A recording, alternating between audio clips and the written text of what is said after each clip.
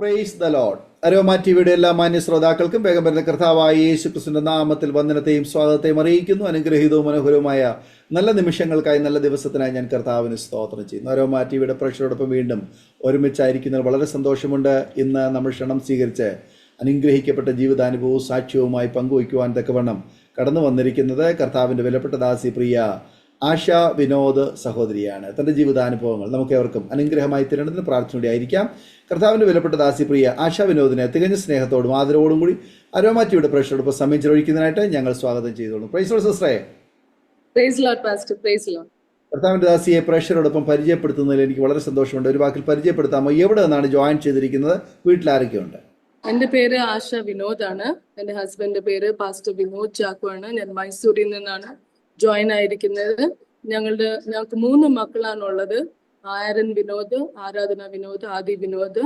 ഞങ്ങൾ മൈസൂരിൽ 2008 തൊട്ട് ഇന്ന് വരെ ദൈവവേലയിലായിരിക്കുവാൻ ദൈവം ഞങ്ങളെ സഹായിച്ചു നടത്തിക്കൊണ്ടിരിക്കുന്നു. ആമേൻ. കർത്താവിൻ്റെ ദാസിയും കുടുംബാംഗങ്ങളെ പരിചയപ്പെടുത്തിന് വളരെ നന്ദി. കർത്താവ് അനുഗ്രഹിക്കട്ടെ. തുടർന്ന് അരോമാറ്റിയുടെ പ്രേക്ഷകരുമായിട്ട് പങ്കുവയ്ക്കാൻ ആഗ്രഹിക്കുന്ന ജീവിതാനുഭവങ്ങൾ തുടർമാനമായി സംസാരിക്കുന്നതിനായിട്ട് സമയം വേർതിരിച്ചു കൊള്ളുന്നു. എല്ലാവർക്കും എൻ്റെ പ്രൈസ് ലോർഡ്. അരോമ ടി വിയിൽ കൂടെ ഇന്ന് എൻ്റെ സാക്ഷ്യം പങ്കുവയ്ക്കുവാൻ എനിക്ക് വേണ്ടി നല്ല അവസരം ഒരുക്കി തന്ന ദൈവത്തിന് എൻ്റെ നന്ദിയെ വന്ദനങ്ങളെ അറിയിക്കുന്നു. എല്ലാ പ്രേക്ഷകർക്കും എൻ്റെ വന്ദനങ്ങളെ അറിയിക്കുന്നു. പാസ്റ്റർ ഡാനിയൽ ജോണിനും കുടുംബത്തിനും എൻ്റെ വന്ദനങ്ങളെ അറിയിക്കുന്നു.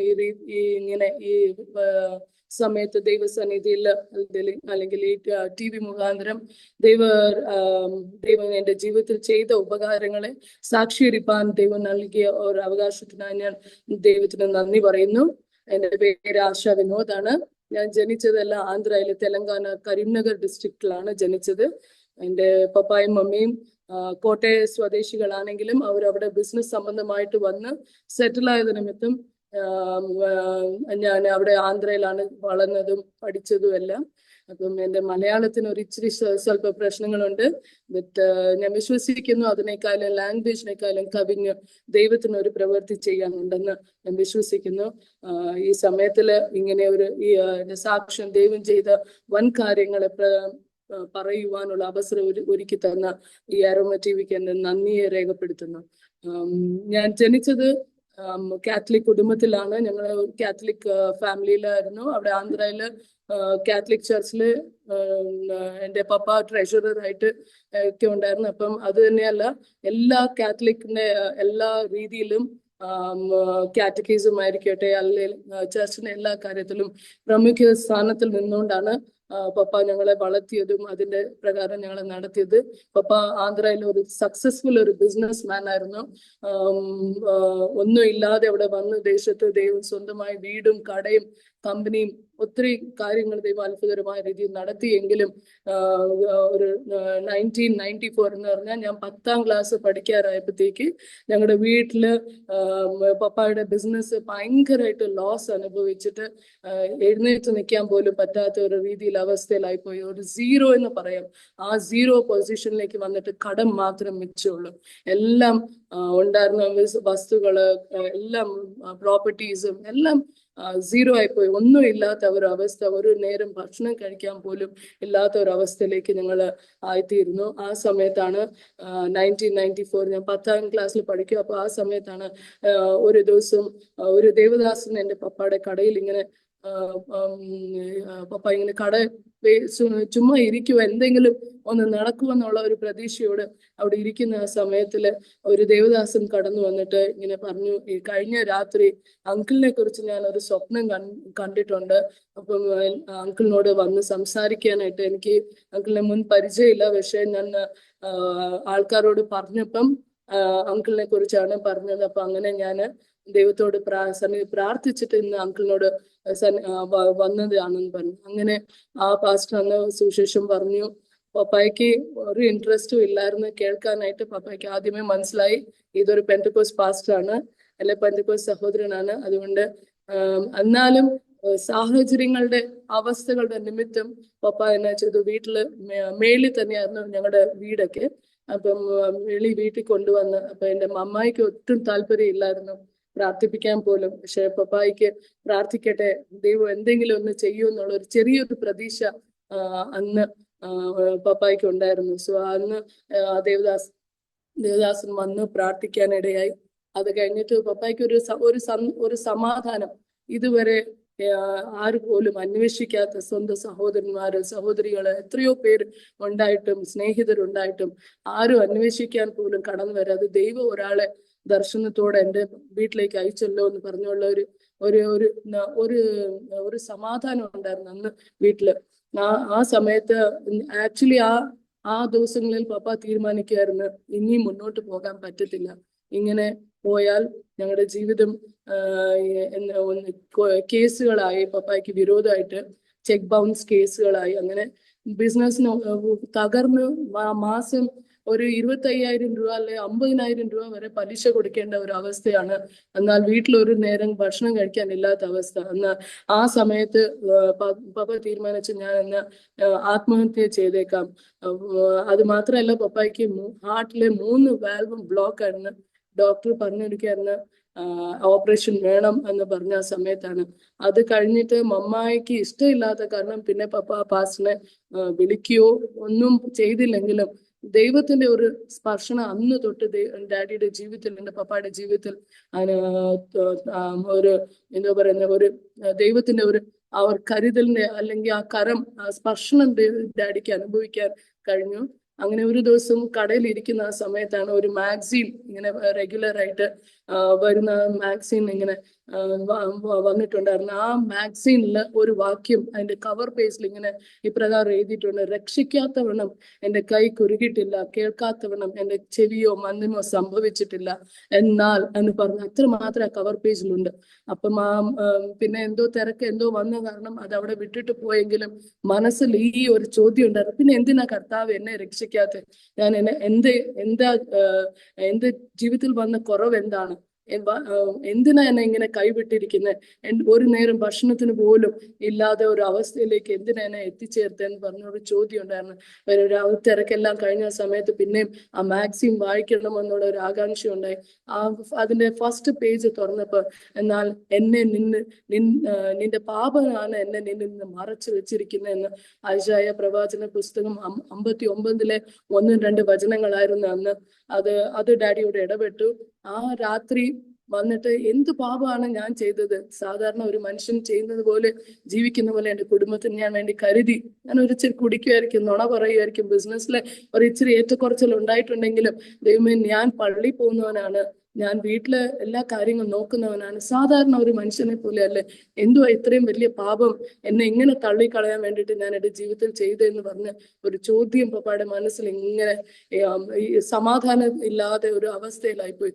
രാത്രി കിടന്നിട്ട് ഉറക്കം വരുന്നില്ല. പിന്നെയും എടുത്ത് ആ മാഗസിൻ വായിച്ചപ്പോൾ ആ മാഗസിന്റെ ഉള്ളിൽ അനേക സാക്ഷ്യങ്ങൾ എഴുതിയിട്ടുണ്ടായിരുന്നു. അപ്പം അതിനകത്ത് ഇന്ന തെറ്റ് എൻ്റെ ജീവിതത്തിൽ ഉണ്ടായിരുന്നു, ഞാൻ ആ തെറ്റിനെ ഏറ്റു പറഞ്ഞപ്പോൾ എൻ്റെ കർത്താവ് എന്നെ വിടുവിച്ച് എന്നെ രക്ഷിച്ചു. അപ്പം പപ്പായ്ക്ക് മനസ്സിലായി ഇന്ന് തെറ്റുകള് ഇത് ദൈവത്തിൽ നിന്ന് നമ്മളെ അകറ്റുന്ന തെറ്റുകളാണെന്ന് പപ്പായ്ക്ക് ഒരു തിരിച്ചറിവുണ്ടായി.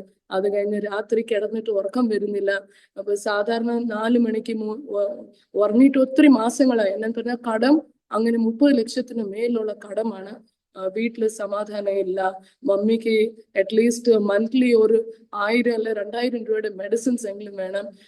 ഞങ്ങളുടെ പഠിത്തത്തിനെ കുറിച്ച് ഓർത്തിട്ട് ഞാൻ 10ാം ക്ലാസ്സിൽ എൻ്റെ നെക്സ്റ്റ് ബ്രദറിന് 9ാം ക്ലാസ്, ഞങ്ങൾ 3 മക്കളാണ്. അപ്പൊ ഞാൻ മൂത്തതാണ്. എൻ്റെ 2 സഹോദരന്മാരുണ്ട്. അവൻ 9ലും ഇനി ഒരാള് 7ലും പഠിച്ചുകൊണ്ടിരുന്നത്. ആ സമയത്ത് ഇങ്ങനെ പപ്പായ്ക്ക് ഭയങ്കര അരിശവും ദേഷ്യവും എല്ലാം സങ്കടവും എല്ലാം ഉണ്ടായിരുന്ന സമയമാണ്. ആ സമയത്ത് ഇങ്ങനെ രാവിലെ ഒരു 4 മണിയായപ്പോ എണീറ്റിട്ടൊരു ഇനി മതി, ഇതെല്ലാം ഇനി അവസാനിപ്പിച്ചേക്കാമെന്ന് പറഞ്ഞ് പോയിസൺ വരെ മേടിച്ചു വെച്ചിട്ടുണ്ടായിരുന്നു. അല്ലെങ്കിൽ ആ സമയത്താണ് പെട്ടെന്ന് ഒരു POC ബൈബിൾ കണ്ട് അട്രാക്റ്റഡ് ആയിട്ട് അത് എന്തോ ആ ദൈവം ആ കണ്ണുകള് അങ്ങോട്ട് തിരിച്ചെന്ന് പറയാം. POC ബൈബിൾ എടുത്തപ്പം തന്നെ യോബിന്റെ ആ പുസ്തകമാണ്. ചുമ്മാ തുറന്നതേ ഉള്ളു. യോബിന്റെ പുസ്തകം ഇങ്ങനെ മനസ്സിലേക്ക് ഇങ്ങനെ വരുക. ദൈവം തന്നു, ദൈവം എടുത്തു എന്ന് പറഞ്ഞ ആ വചനങ്ങൾ പപ്പായുടെ ഉള്ളത്തിൽ വരികയും കണ്ണടയ്ക്കുമ്പോൾ ചെറുപ്പം നാളിൽ തൊട്ട് അന്ന് വരെ പപ്പ ചെയ്ത എല്ലാ പാപങ്ങൾ കുറവുകളെല്ലാം ഈ TV സ്ക്രീനിൽ കാണുന്ന പോലെ കണ്ടുകൊണ്ടിരിക്കുക. പപ്പ ഒത്തിരി ഒച്ചയിൽ കരഞ്ഞുകൊണ്ടിരിക്കും. അപ്പൊ ഞങ്ങളെല്ലാവരും എഴുന്നേറ്റിട്ട് പപ്പ എന്നാ പറ്റി, ഈ ഹാർട്ട് പ്രോബ്ലം കൂടെ ഉള്ള കാരണം ഞങ്ങൾക്ക് എല്ലാം ആകെ കൂടെ വിഷമമായി പോയി, എന്നാ പറ്റുന്നത്. അപ്പൊ ആണെങ്കിൽ ഉറക്കെ കരയുക, നിലവിളിക്കുക. അപ്പൊ ഞാൻ ചെയ്തു എന്ന് മാത്രം, എന്തുവാ ചെയ്തേ പപ്പ, വിട്, ഒന്നും ഇല്ല, കുഴപ്പമില്ല, നമുക്ക് എന്തെങ്കിലും ഒരു വഴി ദൈവം തുറക്കും എന്നൊക്കെ മമ്മി പറയുന്നുണ്ടെങ്കിലും പപ്പായ്ക്ക് അതൊന്നും കേൾക്കുന്നില്ലായിരുന്നു. അതെല്ലാം കഴിഞ്ഞ് ഒരു ഒരു 1 hour എങ്കിലും ഫസ്റ്റ് അങ്ങനെ ഒരു അനുഭവത്തിൽ കൂടെ പപ്പ കടന്നുപോയി. അത് കഴിഞ്ഞിട്ട് ഞങ്ങളെല്ലാം സമാധാനിപ്പിച്ച്, ഒന്നുമില്ല, കുഴപ്പമില്ല, എനിക്കിപ്പോ നല്ല സമാധാനമുണ്ട്, നിങ്ങൾ എല്ലാവരും പോയി കിടന്നു എന്ന് പറഞ്ഞു. നെക്സ്റ്റ് ഡേ രാവിലെ വീണ്ടും ആ പാസ്റ്റർ കടന്നു വന്നു.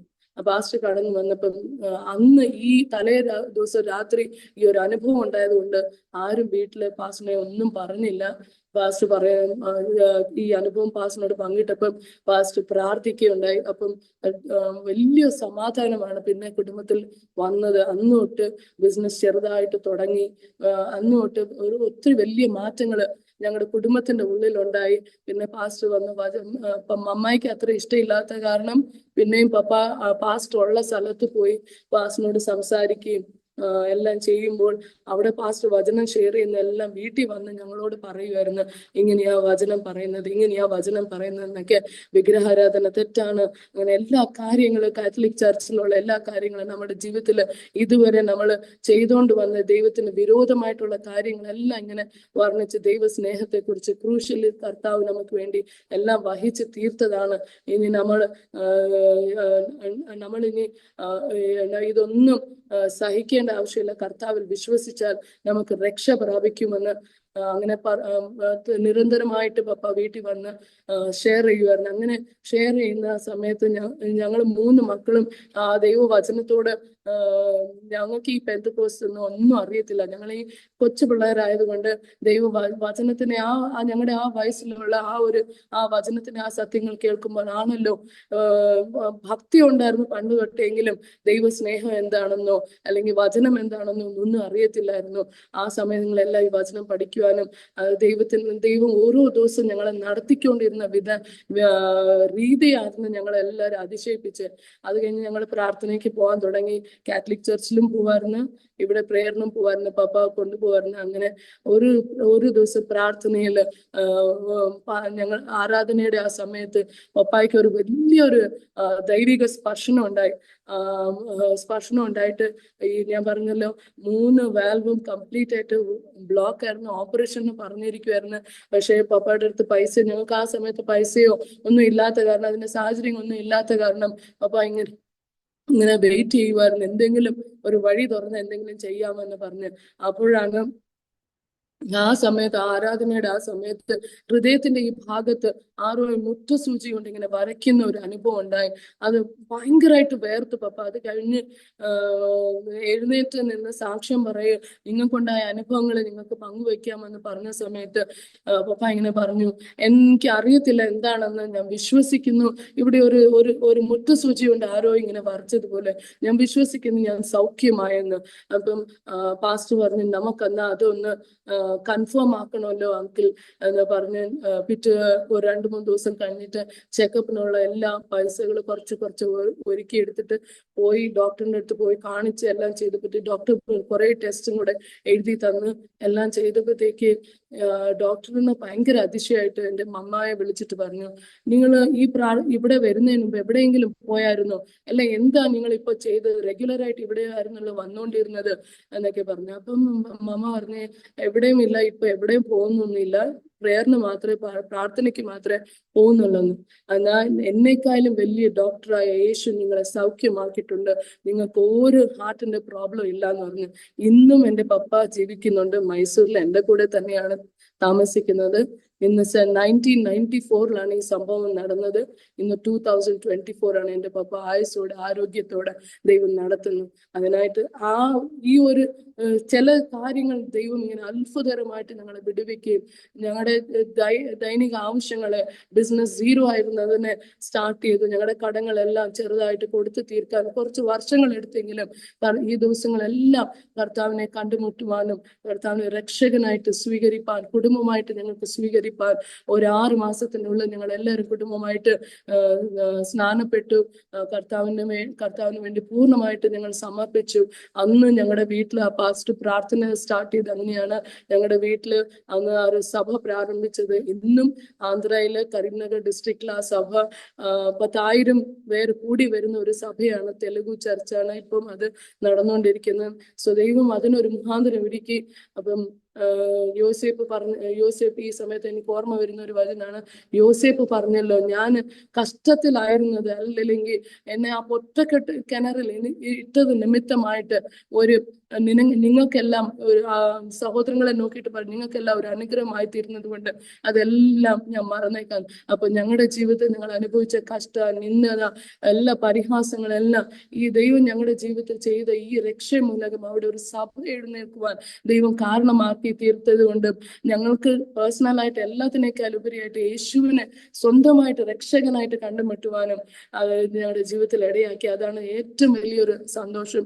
അത് കഴിഞ്ഞിട്ട് അപ്പം ആ സമയത്തില് പ്ലസ് 1 പ്ലസ് 2 പഠിക്കുമ്പോഴേക്ക് ഏറ്റവും കുറഞ്ഞ ഫീസിൽ ഉള്ള കോളേജിൽ ജോയിൻ ചെയ്തു, പഠിക്കാൻ തുടങ്ങി. കോളേജിലേക്ക് പോകുമ്പം ആൾക്കാരെല്ലാം ഫ്രണ്ട്സ് എല്ലാം കളിയാക്കുമായിരുന്നു. എന്തുവാ എന്നും എല്ലാ ദിവസവും ഈ ഒരു പിക്കിളും ലെമൺ റൈസ് മാത്രമേ കൊണ്ടുവരുന്നുള്ളൂ. പക്ഷെ ഞാൻ കർത്താവിനോട് സ്തോത്രം പറയാം, കർത്താവ് ഇതെങ്കിലും എനിക്ക് തന്നല്ലോ ഇല്ലെന്ന്. അപ്പൊ അങ്ങനത്തെ ഒരു സാഹചര്യത്തിൽ കൂടെയാണ് ദൈവം ഞങ്ങളെ നടത്തിയത്. അതുകൊണ്ട് ചെറിയ ചെറിയ കാര്യങ്ങൾ, എൻ്റെ ആ പഠനത്തിൽ പോലും കോൺസെൻട്രേറ്റ് ചെയ്യാൻ പറ്റാതെ ഉള്ള അവസ്ഥകളെല്ലാം ഒരു നല്ല സുഹൃത്ത് പോലും ഞങ്ങൾക്കില്ലായിരുന്നു. ഞാൻ പറഞ്ഞു, ഈ ഒരു അവസ്ഥയിൽ കൂടെ കടന്നു പോകുന്ന കാരണം ആർക്കും ഞങ്ങളെ വേണ്ടായിരുന്നു, ഞങ്ങളുടെ സ്വന്തം ആൾക്കാർക്ക് പോലും വേണ്ടായിരുന്നു. എന്നാൽ കർത്താവിനോട് അടുക്കുവാൻ ഇതൊരു നിമിത്തമായി തീർന്നു. കർത്താവിനോട് ചെറിയ ചെറിയ ആവശ്യങ്ങൾ തൊട്ട് ചെറിയ ചെറിയ കാര്യങ്ങൾ പങ്കിടുവാനും ദൈവവചനം പഠിക്കുവാനും ദൈവസ്നേഹത്തെ അനുഭവിക്കുവാനും എല്ലാം ഇത് നിമിത്തമായി. ഡിഗ്രി പഠിക്കുന്ന ആ സമയത്ത് എനിക്ക് ഇങ്ങനെ ആസ്മ ഒന്നും ഇല്ലായിരുന്നു. പെട്ടെന്ന് ഒരു കോൾഡ് അലർജി ആയിട്ട് ഒരു വർഷത്തോളം ഭയങ്കര ആസ്മ. മെല്ലെ അത് സ്റ്റാർട്ട് ആയെങ്കിലും അനേകം മരുന്നുകളെല്ലാം എടുത്തു, ആയുർവേദിക് ട്രീറ്റ്മെന്റ് ചെയ്തു, ഹോമിയോപ്പത്തിക് ട്രീറ്റ്മെന്റ് ചെയ്തു. എങ്കിലും അവിടെ ഒന്നും എനിക്ക് സൗഖ്യം കിട്ടിയില്ല, അവിടെ ഒന്നും എനിക്ക് വിടുതൽ കിട്ടിയില്ല. ഞാൻ അപ്പോഴും വിശ്വസിച്ചു യേശുവിന്റെ അടിപ്പിണരാൽ എനിക്ക് സൗഖ്യമുണ്ടെന്ന് വിശ്വസിച്ചു. ഞാൻ തീരുമാനിച്ചു 3 ദിവസം ഉപവാസം എടുക്കും. ഞാൻ എൻ്റെ ദൈവത്തിന് കഴിയാത്ത ഒരു കാര്യമില്ല, ഞാൻ ദൈവത്തിൽ വിശ്വസിക്കും. അവൻ എൻ്റെ എല്ലാ രോഗങ്ങൾ ക്രൂശിന്മേൽ വഹിച്ചു തീർത്തതാണെന്ന് ഞാൻ വിശ്വസിച്ചുകൊണ്ട് ആ വചനം വിശ്വസിച്ച് ഏറ്റുപറഞ്ഞ് 3 ദിവസം ദൈവസന്നിധിയിൽ ഉപവസിച്ച് പ്രാർത്ഥിച്ചു. അതിനുശേഷം ഇതുവരെ ഞാൻ മൈസൂരിൽ വന്നിരിക്കുക. എന്നെ വിവാഹം കഴിച്ച് വിടുന്ന സമയത്ത് പോലും എൻ്റെ അമ്മയ്ക്ക് ഒരു ഡൗട്ട് ഉണ്ടായിരുന്നു, മൈസൂർ ഒരു ഇച്ചിരി തണുപ്പുള്ള പ്രദേശമാണ്, അപ്പൊ നിനക്ക് പിന്നെയും അലർജി തുടങ്ങുമോ എന്നൊക്കെ. പക്ഷെ ഇതുവരെ എൻ്റെ ദൈവം ആരോഗ്യത്തോടെ ബലത്തോടെ നടത്തിയതിനായി ഞാൻ ദൈവത്തിന് നന്ദി പറയുന്നു. കർത്താവിന്റെ ആ വചനം, എൻ്റെ അടിപ്പിണരാൽ എനിക്ക് സൗഖ്യമുണ്ട് എന്നുള്ള ആ വചനം, ഞാൻ സൗഖ്യമായി എന്നുള്ള ആ വചനം എൻ്റെ ജീവിതത്തിൽ അനുഭവിക്കുവാൻ എനിക്ക് ദൈവം ഇടയായി. അങ്ങനെ ചെറിയ ചെറിയ കാര്യങ്ങൾ ആണെങ്കിലും എല്ലാ കാര്യത്തിലും ദൈവം എന്നെ ദൈവത്തോട് അടുക്കുവാനും ദൈവസന്നിധിയിൽ നിന്ന് പ്രാപിക്കുവാനും പഠിക്കുവാനും ദൈവസ്നേഹത്തെ അനുഭവിക്കുവാനും എല്ലാം ഇടയാക്കി. അങ്ങനെ കല്യാണ പ്രായമായപ്പോഴത്തേക്ക് MBA വരെ പഠിക്കുവാൻ ദൈവകൃപയാൽ എന്നെ സഹായിച്ചു. MBA നല്ല റാങ്കോടെ തന്നെ പാസ്സാകുവാനും നല്ല ജോലി ലഭിക്കുവാനും എല്ലാം ദൈവം സഹായിച്ചു. അങ്ങനെ MBA പഠിച്ചു കഴിഞ്ഞ് ജോലിയിലായിരിക്കുമ്പോൾ എല്ലാ കടങ്ങൾ, ആ സമയത്ത് പപ്പയുടെ എല്ലാ കടങ്ങൾ തീർന്നു. എല്ലായിടത്തുനിന്നും ആലോചനകൾ വരുന്നുണ്ടായിരുന്നു. അപ്പോഴെല്ലാം ദൈവസന്നിധിയിൽ ഒരു ആലോചന ഉണ്ടായിരുന്നു, ദൈവവേല എനിക്ക് എങ്ങനെയെങ്കിലും ചെയ്യണം, എനിക്കും കൂടെ ഈ ദൈവരാജ്യത്തിൽ എന്തെങ്കിലും ഒന്ന് ചെയ്യണം, എനിക്ക് വേണ്ടി ഇത്രയും ചെയ്ത കർത്താവിന് വേണ്ടിയിട്ട് എന്തെങ്കിലും എനിക്കൊന്ന് ചെയ്യണം, പ്രയോജനപ്പെടണം കർത്താവിന് വേണ്ടിയിട്ട് എന്നുള്ളൊരു അതിയായ ആഗ്രഹം ഉണ്ടായിരുന്നു. അപ്പൊ ഞാൻ പ്രാർത്ഥിക്കുമ്പോൾ, വിവാഹ ആലോചനകൾക്ക് വേണ്ടി പ്രാർത്ഥിക്കുമ്പോൾ എല്ലാം ഇങ്ങനെ പ്രാർത്ഥിക്കുന്നു. എന്റെ പാസ്റ്റർ ആന്റി പറഞ്ഞു തന്നായിരുന്നു, മോളെ കല്യാണം എന്ന് പറയുന്നത് ഒരു പെൺകുഞ്ഞിന്റെ ജീവിതത്തിൽ പ്രാമുഖ്യമായ ഒരു അവസ്ഥയാണ്. ഞാൻ പോലും എൻ്റെ കുടുംബത്തിൽ ഞാൻ കണ്ടിട്ടുണ്ട്, കർത്താവില്ലാത്ത നിമിഷങ്ങളിൽ ഞങ്ങളുടെ കുടുംബത്തിൽ സമാധാനം, എല്ലാ പൈസ എല്ലാം ഉണ്ടെങ്കിലും, വസ്തു സാധനം ഉണ്ടെങ്കിലും കുടുംബത്തിൽ സമാധാനം ഇല്ലാത്ത അവസ്ഥ. അപ്പം ഞാനും ആഗ്രഹിച്ച കർത്താവ്, ഒരു സമാധാനമുള്ള ഒരു കുടുംബ ജീവിതം എനിക്ക് മതി, വേറെ ഒന്നും ഞാൻ ആഗ്രഹിക്കുന്നില്ല. എന്നെ വേല ചെയ്തുകൊണ്ട് സമാധാനത്തോടെ ഞാൻ ജീവിക്കണം. മറ്റുള്ളവർ ആർക്കും എല്ലാവർക്കും ഒരു മാതൃകപരമായ ഒരു ജീവിതം നയിക്കണം എന്നുള്ള ഒരു അതിയായ ആഗ്രഹം ഉണ്ടായിരുന്നു. അങ്ങനെ ഞാൻ പ്രാർത്ഥിക്കുകയാണ്, കർത്താവ് നിന്റെ ഇഷ്ടം എന്താണ് അത് മാത്രം എനിക്ക് മതി, എന്റെ ഇഷ്ടം ഒന്നും വേണ്ട, എനിക്ക് വേണ്ടിയിട്ട് നീ കരുതി വെച്ചിരിക്കുന്ന ആ തുണ മാത്രം എന്റെ ജീവിതത്തിൽ വേണമെന്ന് പറഞ്ഞ് ഞാൻ ഒരു 6 മാസത്തിനേക്കാളും മേലെ എല്ലാ ആഴ്ചയിലും ഒന്ന് ഉപവസിച്ച് പ്രാർത്ഥിക്കുമായിരുന്നു. ദൈവഹിതത്തിന് വേണ്ടി സമർപ്പിക്കും. അനേക ആലോചനകൾ വന്നു. നല്ല ജോലിയിലുള്ളവരും വിദേശ രാജ്യങ്ങളുള്ളവരും എല്ലാം നല്ല ജോലി ഉണ്ടായിരുന്നു എനിക്കും, അതുകൊണ്ട് അങ്ങനെ വന്നായിരുന്നു. പക്ഷെ അവിടെ ഒന്നും എനിക്കൊരു സമാധാനം കിട്ടത്തില്ലായിരുന്നു. അങ്ങനെ ഇരിക്കുന്ന സമയത്താണ് ഞങ്ങളുടെ പാസ്റ്റർ ബിജു തമ്പി എന്ന് പറഞ്ഞ തമ്പിച്ചാന്റെ മൂത്ത മോന് ഞങ്ങളുടെ ആന്ധ്രയുടെ ആ റീജിയണൽ കൺവെൻഷന് വേണ്ടിയിട്ട് വന്ന സമയത്ത് ഒരു വാനിൽ പോയിക്കൊണ്ടിരിക്കുമ്പോൾ അനേക സഹോദരന്മാരുടെ സാക്ഷ്യങ്ങള് പങ്കുവെക്കുന്ന സമയത്ത് പാസ്റ്റർ വിനോദിനെയും സാക്ഷ്യം പങ്കുവെച്ചപ്പോൾ പരിശുദ്ധാത്മാവ് എൻ്റെ പപ്പായുടെ ഉള്ളത്തിൽ പറഞ്ഞു, ഈ പയ്യനെ കൊണ്ട് എൻ്റെ മകളെ വിവാഹം ചെയ്യിപ്പിക്കണമെന്ന്. വീട്ടിൽ വന്ന് പറഞ്ഞപ്പോഴത്തേക്ക് മമ്മ പറഞ്ഞു, വേണ്ട, ഓൾറെഡി ഒത്തിരി കഷ്ടങ്ങൾ കൂടെ, ഒത്തിരി നഷ്ടങ്ങൾ കൂടെ, ദുഃഖത്തിൽ കൂടെ വന്ന് ഇപ്പൊ ഒരു ലെവലിൽ നമ്മൾ എത്തിയിട്ടുണ്ട്. ഇനി വീണ്ടും സുവിശേഷ വേലയാണ്, കഷ്ടമാവും, മോളെ അങ്ങോട്ട് ഞാൻ കെട്ടിക്കുന്നില്ല എന്ന് പറഞ്ഞു. പിന്നെ പപ്പ പറഞ്ഞു, മമ്മായിക്ക് ഇഷ്ടമില്ലെങ്കിൽ വേണ്ട, ദൈവം ചെയ്യുവാണെങ്കിൽ രണ്ടുപേർക്കും സന്തോഷത്തോടെ നമുക്ക് ചെയ്യണം എന്നുള്ള ഒരു തീരുമാനത്തിൽ അത് വിട്ടു. എന്നാൽ പിന്നെ പപ്പ അത് എന്നോട് പങ്കുവെക്കുമ്പോൾ ഞാൻ പറഞ്ഞു, ദൈവഹിതമാണെങ്കിൽ അത് നടക്കട്ടെ എന്ന് പറഞ്ഞ് ഏൽപ്പിച്ചു കൊടുത്തു. അങ്ങനെ പാസ്റ്റർ വിനോദ് പരിശുദ്ധാത്മാവിനോട് ആ സമയത്ത് എല്ലാം ദൈവത്തോട് പ്രാർത്ഥിച്ചുകൊണ്ടിരിക്കുകയായിരുന്നു. നിന്റെ ഹിതമുള്ളവര് മാത്രം. ഞാൻ ജോലി ചെയ്തുകൊണ്ടിരിക്കുന്ന സ്ഥലം എൻ്റെ വീട്ടിൽ നിന്ന് ഒരു 200 കിലോമീറ്റേഴ്സ് ദൂരമായിരുന്നു. അപ്പം ജോലി ചെയ്യുന്ന സ്ഥലത്തില് അവിടെ ആരെങ്കിലും ചർച്ചിന്റെ മെമ്പേഴ്സിന്റെ വീട്ടിലോ അങ്ങനെ ദൂരമുള്ള റിലേറ്റീവ്സിന്റെ വീട്ടിൽ വന്ന് എല്ലാവരും ഇങ്ങനെ കണ്ടിട്ട് പോയിരുന്നു. അപ്പൊ ഞാൻ പ്രാർത്ഥിക്കുന്നു, കർത്താവ് നിന്റെ ഹിതമുള്ളവർ മാത്രമേ എൻ്റെ വീട്ടിൽ വന്ന് കാണാൻ ഇടയാകില്ല, അല്ലാത്തവരാരും വരരുതും. ഈ 200 or 300 കിലോമീറ്റേഴ്സ് ഒന്നും നിനക്ക് വിഷയമല്ല. ഞാൻ അങ്ങനെ വിശ്വസിച്ച് പ്രാർത്ഥിക്കുമായിരുന്നു. സോ പാസ്റ്റർ വിനോദിന്റെ ആലോചന വന്നപ്പോൾ പാസ്റ്ററാണ് ആദ്യമായിട്ട് എന്നെ വീട്ടിൽ വന്ന് കണ്ടത്. അപ്പം ഞാൻ മനസ്സിലാക്കിയത് ദൈവത്തിന്റെ ഒരു സൈനാണ്. ഞാൻ അങ്ങനെ തന്നെ ആ സൈൻ ചോദിച്ചത് കൊണ്ട് എൻ്റെ സൈനിന് ദൈവം അങ്ങനെ തന്നു. സോ ഞാൻ പാസ്റ്റർ എന്തു ചെയ്യുവാണ്, അല്ലെങ്കിൽ സുവിശേഷ വേലയ്ക്ക് എന്തൊക്കെ പ്രശ്നങ്ങൾ കാണും. എനിക്കറിയാം എൻ്റെ സ്വന്തം ചർച്ചിലെ പാസ്റ്റർ അനേക കഷ്ടങ്ങൾ കൂടെ കടന്നു വന്നാൽ ആ ഒരു വിശ്വാസത്തോട് നിന്നപ്പോൾ അനേക വിഷയങ്ങൾ പ്രാപിച്ചിട്ടുണ്ട്. ദൈവം അവരെ നടത്തുന്ന രീതികൾ ഞാൻ കണ്ടിട്ടുണ്ട്. അപ്പം എനിക്ക് ഈ കഷ്ടങ്ങളോ നഷ്ടങ്ങളോ എൻ്റെ ജീവിതത്തിൽ അനുഭവിച്ച് ദൈവമാണ് ഇതിനെല്ലാത്തിനും വിടുവിക്കുന്നവനെന്ന് മനസ്സിലാക്കിയത് കൊണ്ട് യഹോവ ഈരയായ ദൈവം തക്ക സമയത്ത് കരുതുന്നവൻ, അവൻ നന്മയ്ക്കല്ലാതെ തിന്മയ്ക്കായിട്ട് ഒന്നും ചെയ്യത്തില്ല എന്ന് ഉറച്ച് വിശ്വസിച്ചത് കൊണ്ട് ഞാൻ പറഞ്ഞ് എൻ്റെ മമ്മായോട് ഞാൻ എക്സ്പ്ലെയിൻ ചെയ്തു, മമ്മ ദൈവം എനിക്ക് വേണ്ടി ഒരുക്കി വെച്ചിരിക്കുന്ന ഒരു തുണയായതുകൊണ്ട് ഞാൻ ഇതിനു വേണ്ടിയിട്ട് റെഡിയാണ്. എനിക്ക് എൻ്റെ ജോലി പ്രശ്നമല്ല, എൻ്റെ സ്ഥാനം പ്രശ്നമല്ല, ഇച്ഛാൻ എന്നാ ഉണ്ടെന്ന് പോലും സത്യമായിട്ട് ചോദിച്ചില്ല. വീട്ടിൽ ആരൊക്കെ ഉണ്ടെന്ന് ചോദിച്ചു. പക്ഷെ എന്തൊക്കെ ഉണ്ട് വീട്ടിലെ സാഹചര്യങ്ങളൊക്കെ എന്നൊക്കെ ഉണ്ട് ഒന്നും അന്വേഷിക്കാൻ നിന്നില്ല. വീട്ടിൽ ഡാഡി മമ്മി പോയി കണ്ടിട്ട് വന്നെങ്കിലും അവരോട് ഞാൻ പറഞ്ഞില്ല, ഇത് ഓൾറെഡി പരിശുദ്ധാത്മാവ് എന്നോട് പറഞ്ഞത് കൊണ്ട് ഞാൻ ഇത് നോക്കി പറയുവാണെന്ന് പറഞ്ഞ് അങ്ങനെ വിശ്വാസത്തോടെ ഒരു സ്റ്റെപ്പ് വെച്ചു. അപ്പോൾ അനേകർ പറഞ്ഞു, ഒരു പാസ്റ്ററിനെ കല്യാണം കഴിക്കുന്നത്, നീ MBA പഠിച്ചതാണ്, ജോലി ഉണ്ടായിരുന്നു. ഈ പാസ്റ്റർ ഒന്നും അങ്ങനെ പഠിച്ചിട്ടില്ല, ഡിപ്ലോമ കഴിഞ്ഞ് ബൈബിൾ കോളേജിൽ പഠിച്ചിട്ടേ ഉള്ളൂ, ഒന്നും ആയിട്ടില്ല, ഇപ്പൊ ജസ്റ്റ് ഇറങ്ങിയതേ ഉള്ളൂ, സപ്പോർട്ട് ചെയ്യാൻ പോലും ആരും ഇല്ല എന്നൊക്കെ.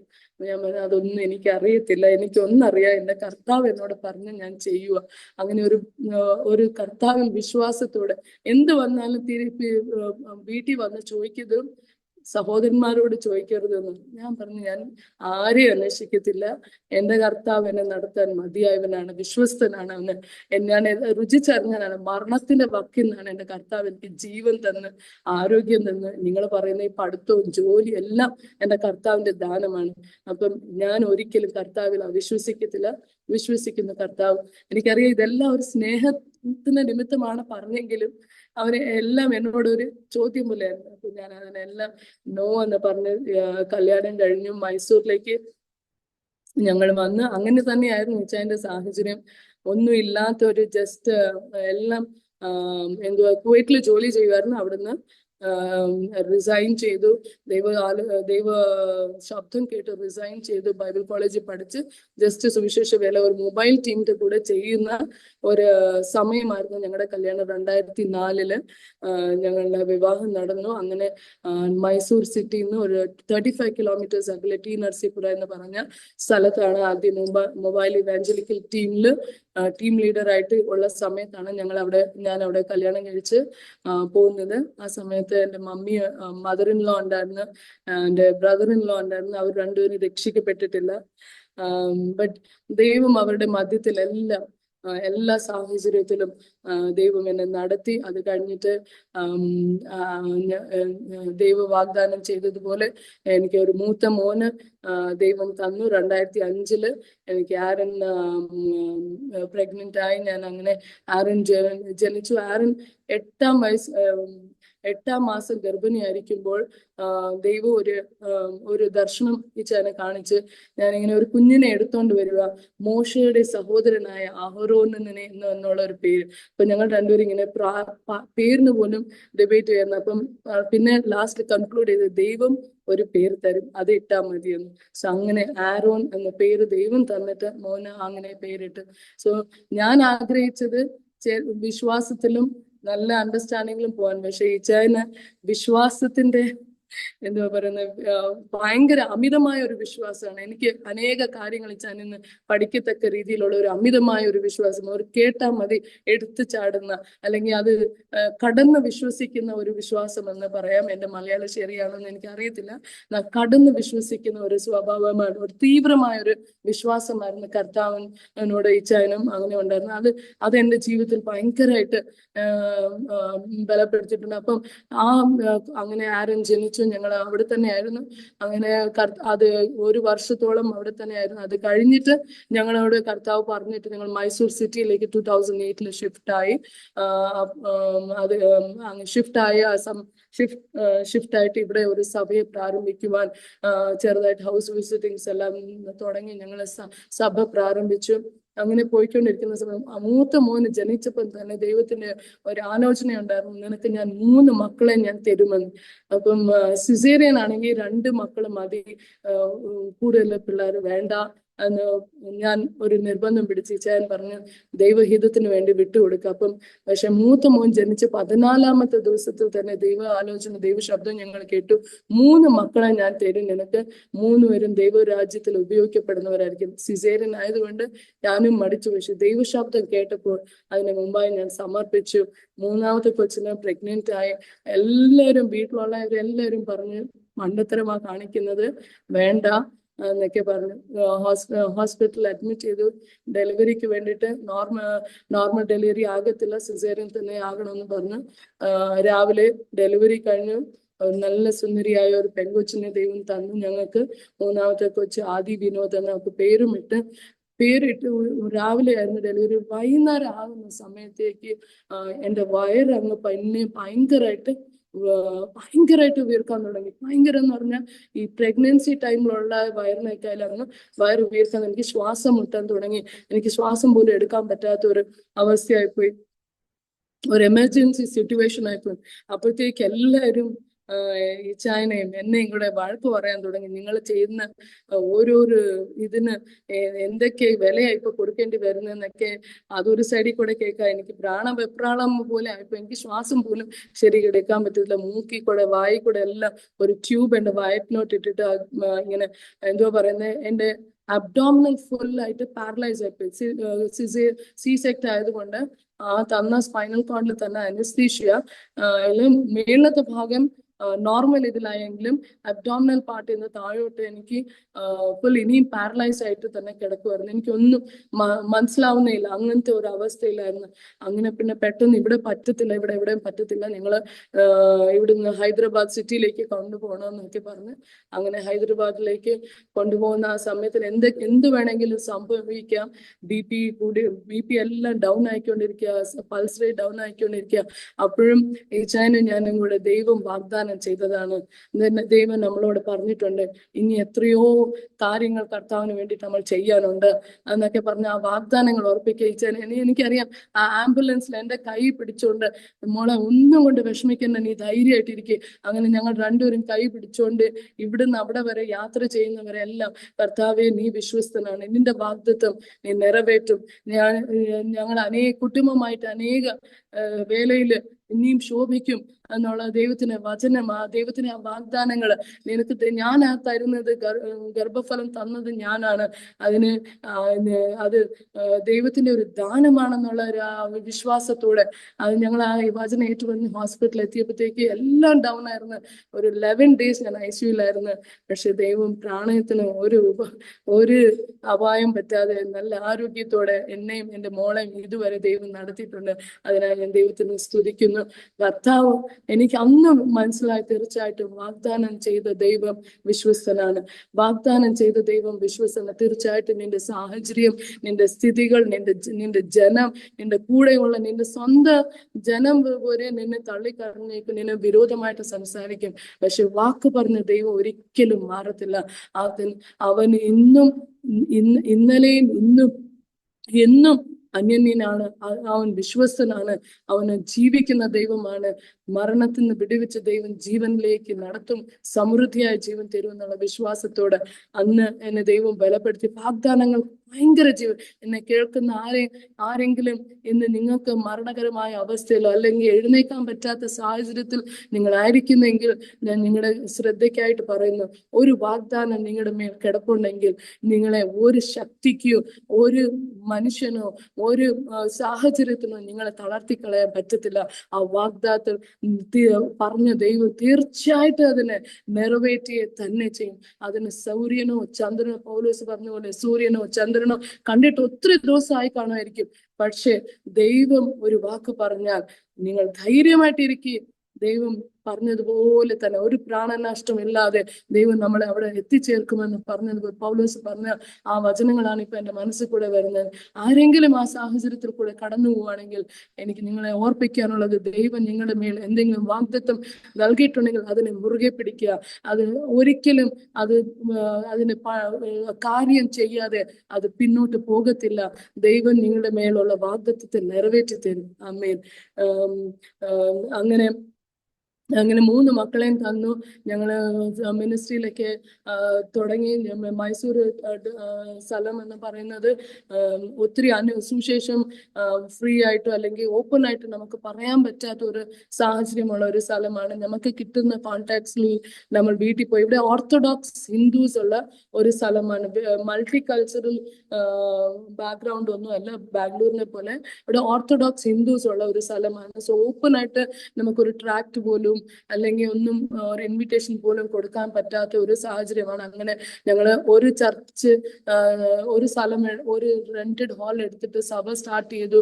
അങ്ങനെ പക്ഷെ അവിടുത്തെ അനേകർ വന്ന് അതിനെ തടസ്സപ്പെടുത്തി. അങ്ങനെ ഞങ്ങൾ ഈ ഒരു 14 വർഷത്തില് 2008 സ്റ്റാർട്ട് ചെയ്ത് 2024 ഒരു 10 സ്ഥലമെങ്കിലും ഞങ്ങൾ ഈ ആരാധനാലയം മാറ്റിയിട്ടുണ്ട്. അങ്ങനെ അത്രയും വിരോധങ്ങളും സുവിശേഷ വിരോധികൾ സഭയുടെ ഉള്ളിൽ ഞായറാഴ്ച ദിവസം കടന്നു വന്നിട്ട് ഇതിനെ എന്തുവാ നിങ്ങൾ ചെയ്യുന്നതെന്നൊക്കെ പറഞ്ഞ് ഭയങ്കരമായിട്ട് ഉപദ്രവിച്ചു. ഒരു കേസ് പോലും ഈ ചാനലുണ്ടായി. യൂട്യൂബിലൊക്കെ അത് ആ സമയത്തൊക്കെ ഉണ്ടായിരുന്നു. 2010 ആ സമയത്ത് ആ വർഷത്തിലാണ് മോളും ജനിച്ചത്. ആ വർഷത്തിലൊക്കെ ഉണ്ടായിരുന്നു. പോലീസ് കേസൊക്കെ രജിസ്റ്റർ ആയി. അങ്ങനെ പക്ഷെ ദൈവം അതിനകത്ത് നല്ല അത്ഭുതകരമായിട്ട് ആ കേസ് എല്ലാം ഞങ്ങൾ വിടുവിച്ചു. പിന്നെ അപ്പം തുടർമാനം എല്ലാം ഞങ്ങൾ ഒരു സ്ഥലം മാറും, ആ സ്ഥലത്തിൽ ഒരു വർഷം ആകുമ്പോഴത്തേക്ക് എന്തെങ്കിലും ഒരു അറ്റാക്ക് വന്ന് ഒരു പ്രശ്നം വന്ന് അവിടുന്ന് മാറിപ്പോണ്ട ഒരവസ്ഥ. അപ്പം ഈ സഭയിൽ കൂടി വരുന്നവരെല്ലാവർക്കും ഒരു ബുദ്ധിമുട്ട്, ടി വിയിൽ വരുന്നു അല്ലെങ്കിൽ ജനം അറിയുന്നു എന്ന് പറഞ്ഞിട്ട് അങ്ങനെ ജനം ചെതറിപ്പോകാൻ തുടങ്ങി. പക്ഷെ ദൈവം അവിടെ ഒന്നും നമ്മള് നമ്മളോ എന്തോ പറയുന്നത്, ഈ എല്ലാ ആ ഒരു ഉപദ്രവങ്ങളുടെ മധ്യത്തിൽ, ഉപദ്രവം അല്ല, കർത്താവിന് വേണ്ടിയിട്ടുള്ള ഈ ഒരു സമയത്തിൽ പിടിച്ചു നിൽക്കുവാൻ കർത്താവ് ഞങ്ങളെ സഹായിച്ചു. കുടുംബമായിട്ട് ഞങ്ങൾ പതറിയില്ല. കർത്താവ് ഞങ്ങളെ മൈസൂരിലേക്ക് തന്നെയാ വിളിച്ച് എന്നുള്ള ഉറപ്പോട് പിന്നെയും കർത്താവിന് വേണ്ടിയിട്ട് ഇവിടെ എതിർപ്പുകളുടെ മധ്യത്തിൽ നിൽക്കുവാൻ ദൈവം ഞങ്ങളെ സഹായിച്ചു. കർത്താവാണ് ഞങ്ങളെ നിർത്തിയത്. ഞങ്ങളല്ല, ഞങ്ങളുടെ ബലമോ ഞങ്ങളുടെ കഴിവോ അല്ല. കർത്താവ് ഞങ്ങളെ മുന്നമേ ഈ മൈസൂർ പട്ടണത്തിന് വേണ്ടിയിട്ട് കണ്ടിട്ടുണ്ട് എന്ന് ഞങ്ങൾ വിശ്വസിക്കുന്നു. കന്നഡ ഭാഷയിൽ തന്നെയാണ് ഞങ്ങൾ ഇവിടെ ആരാധന നടത്തുന്നത്. അത് കഴിഞ്ഞിട്ട് ഒരാളിങ്ങനെ പോലീസ് സ്റ്റേഷനിൽ അവർ സിറ്റിയിൽ നിന്ന് മാറി അവര് മാറി നിന്ന് ഒരു സ്ഥലത്തിൽ അവർ നടന്നോട്ടെ എന്ന് പറഞ്ഞ ഒരു പോലീസിന്റെ നിർദ്ദേശപ്രകാരം ഞങ്ങൾ ഇപ്പോൾ സിറ്റിയിൽ നിന്ന് ഒരു 2 കിലോമീറ്റർ മാറി അപ്പുറത്താണ് ഞങ്ങൾ ആരാധന നടത്തുന്നത്. എന്നാൽ ഇന്നും സഭ വളരുന്നുണ്ട്. 150 പേരും അധികമായിട്ട് ജനം ഇവിടെ കൂടി വരുവാനും അനേകരെ രക്ഷയിലേക്ക് നടത്തുവാൻ, അനേകരെ സ്നാനപ്പെടുത്തുവാൻ എല്ലാം ദൈവം ഞങ്ങളെ കുടുംബമായിട്ട് സഹായിച്ചു. അങ്ങനെ മിനിസ്ട്രിയിൽ ശക്തമായിട്ട് ദൈവം ഞങ്ങളെ ഉപയോഗിക്കുകയാണ്. അനേക ഇടങ്ങളിൽ പോയി ശുശ്രൂഷിപ്പാൻ എല്ലാം കർത്താവിന്റെ ദാസനെ ദൈവം ഉപയോഗിക്കുന്നുണ്ട്. അങ്ങനെ ഇരിക്കുന്ന സമയത്തിൽ എനിക്ക് ഇനിയും 2-3 കാര്യങ്ങൾ നിങ്ങളോട് ജീവിത അനുഭവങ്ങളോട് നിങ്ങളോട് പങ്കുവെക്കാനുണ്ട്. 2015 ആയപ്പോഴത്തേക്ക് ഞങ്ങൾക്ക് ഒരു മൂന്ന് കുഞ്ഞുങ്ങളെ ഒരു സഹോദരി വീട്ടിൽ കൊണ്ടുവന്നിട്ട് പറഞ്ഞു, എൻ്റെ കുഞ്ഞുങ്ങളെ അപ്പനില്ല, എനിക്ക് ഈ 3 കുഞ്ഞുങ്ങളെ നോക്കാൻ പറ്റത്തില്ല. ഞാൻ ഏതെങ്കിലും ജോലിക്ക് പോയാൽ ഈ 3 കുഞ്ഞുങ്ങളും റോഡിൽ കൂടെ ഇങ്ങനെ അലയുന്ന ഒരു സമയമാണ്, അലഞ്ഞു നടക്കുന്ന അവസ്ഥയാണ്.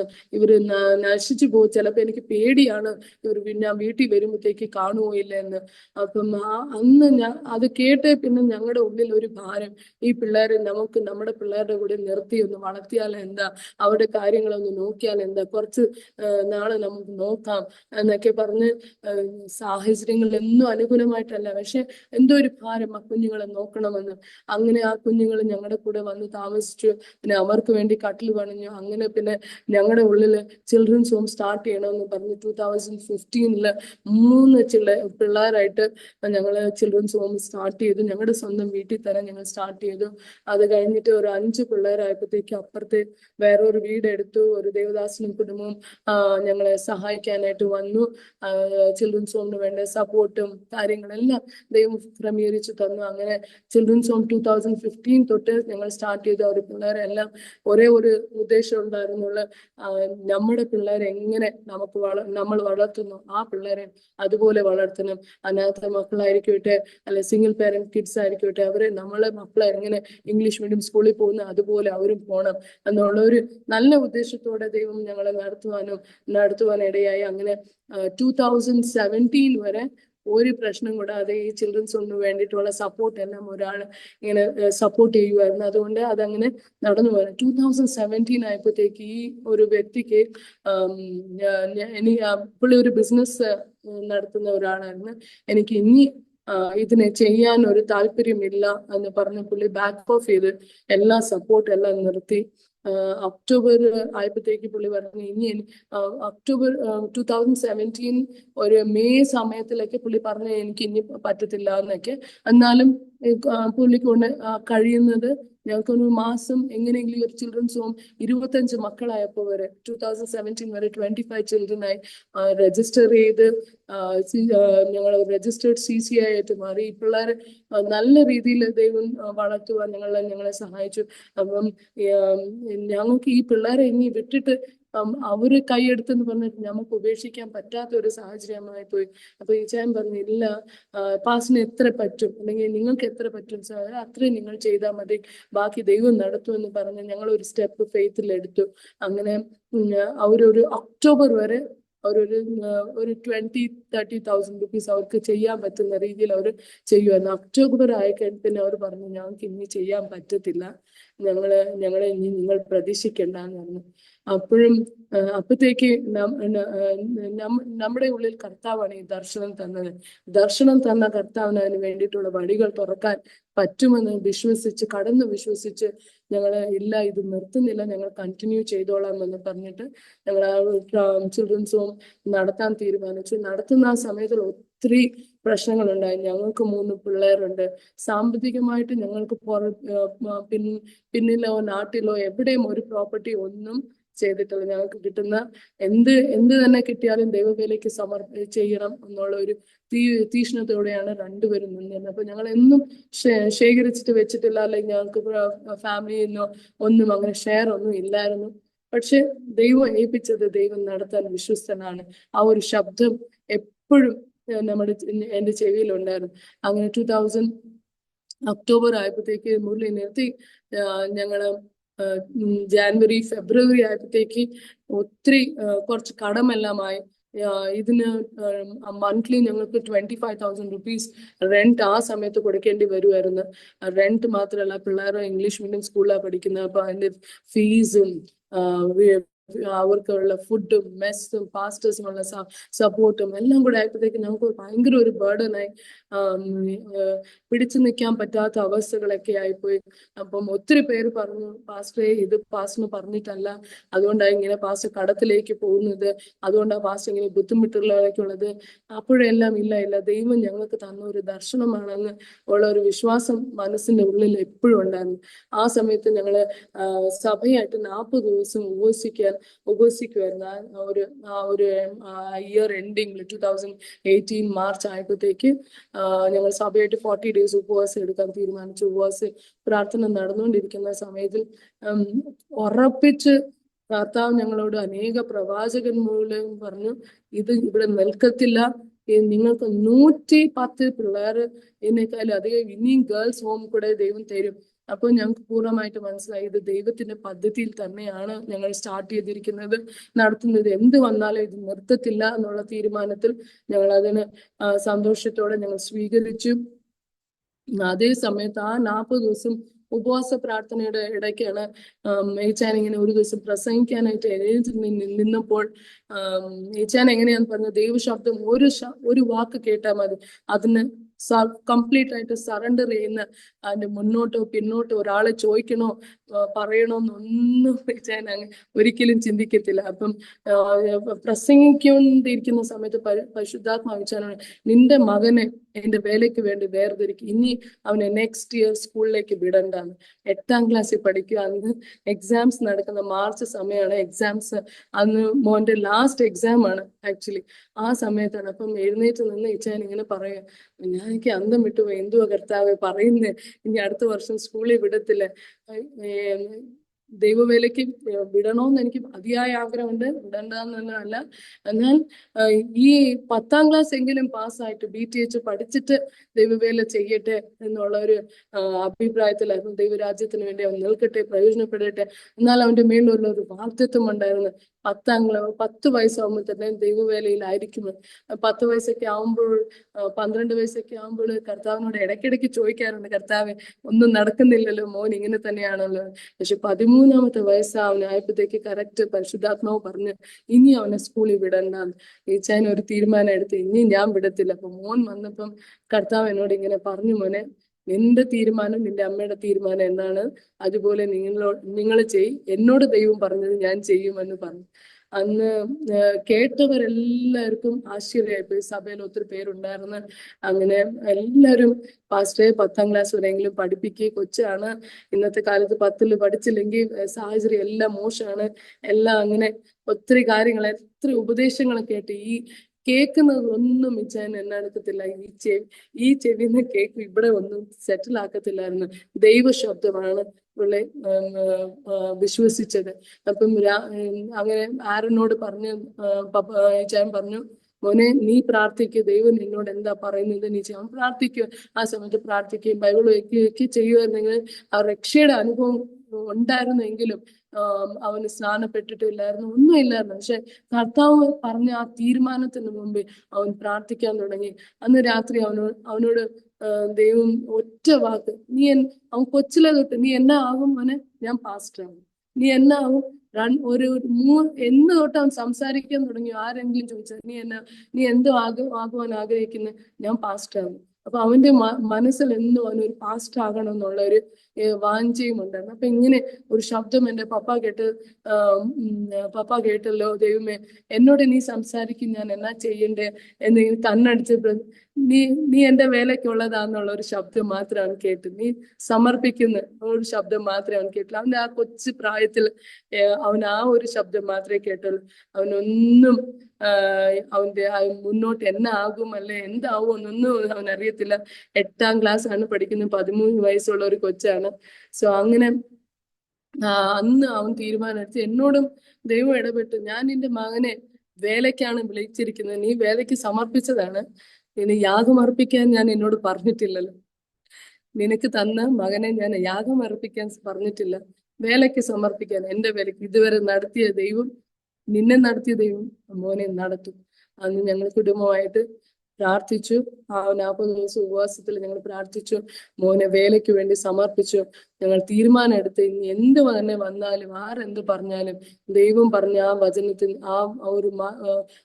ഒരു വാക്കിൽ നിന്ന് ഞങ്ങൾ പിന്തിരിയത്തില്ല. അവനെ നെക്സ്റ്റ് ഇയർ ഞങ്ങൾ സ്കൂളിൽ വിടത്തില്ലെന്ന് തീരുമാനം എടുത്ത് അങ്ങനെ 9th ക്ലാസ്സിൽ ഞങ്ങൾ അവനെ വിട്ടില്ല. അവൻ വീട്ടിൽ തന്നെ ഇരുന്ന് ഇച്ചായന്റെ കൂടെ വേലയ്ക്ക് പോകാൻ സ്റ്റാർട്ട് ചെയ്തു. അങ്ങനെ അവൻ പരിശുദ്ധാത്മാ അഭിഷേകം പ്രാപിച്ചു. അവന് ഈ ഇച്ചായൻ പ്രവചിക്കുന്ന എല്ലാം കണ്ടിട്ടുണ്ടെങ്കിലും അവന് ദൈവത്തോ ചെറിയ വെളിപ്പാടുകൾ കൊടുത്ത് അങ്ങനെ ഇച്ചായൻ എവിടേക്ക് വേലയ്ക്ക് പോകുമായിരുന്നു അവിടെ എല്ലാം അവനെ കൊണ്ടുപോകായിരുന്നു.